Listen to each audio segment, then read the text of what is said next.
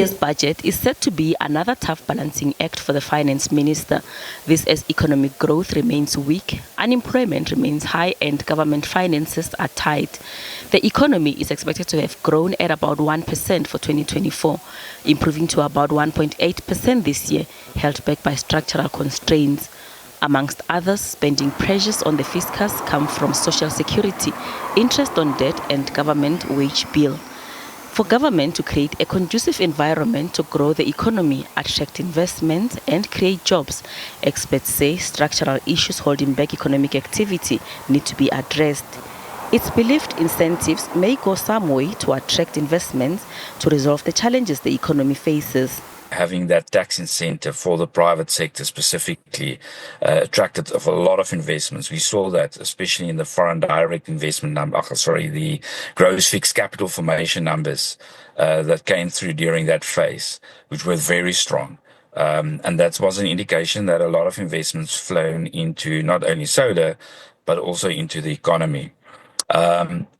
On the back of that, if you think about what that is doing to improve efficiency, especially for small manufacturing, where they're now in a position where they can continue manufacture despite relying only on Eskom. So that's a success story. If we take that and we think about, the current issues at hand, we're thinking about water, we're thinking about ports, the rails, and if we can take that recipe, so to speak, then it's clear that if government provides the right tax incentives, doesn't need to be forever. Again, like Eskom was, let's hit the ground running, 2 years, have a huge impact. If we can have similar kind of things to attract investments into other issues, I do think, again, we can resolve a lot of those structural issues. Others say the continued investment in infrastructure and public-private partnerships should contribute. While several sectors have weighed in overall economic performance, leaving South Africa's growth outcomes below 1%. The previous budget reiterated the importance of infrastructure investment as well as public-private partnerships, PPPs, as catalysts for economic growth. Measures, including new funding instruments and revised regulations, are being taken to attract private sector investment, enhance infrastructure, and create jobs. The overall drive to invest in infrastructure should have positive spillovers for SMMEs. In addition, the previous budget allocated 7.4 billion rands towards the presidential employment stimulus to help combat unemployment among the youth. This initiative has already created over 1.7 million work and livelihood opportunities.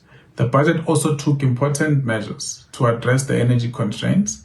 These include ongoing Eskom debt relief program, the 2 billion rand allocated to rollout of smart meters in municipalities, as well as the tax incentive to encourage investment in renewable energy. Economists say support for small and medium businesses could help reduce the high unemployment rate.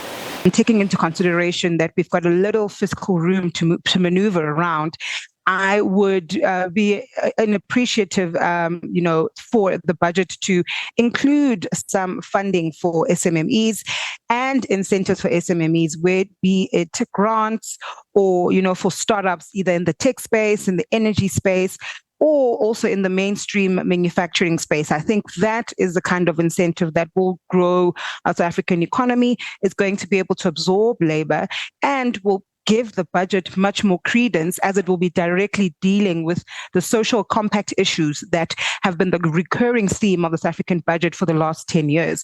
And so I do hope that there is, the talk of the more support for small micro businesses, and that it will be coming in from an incentive point of view, and that will be, provided to us through this budget. Finance Minister Enoch Godongwana will present the national budget on Wednesday. Gloria Sefako Mosi, SABC News, Johannesburg.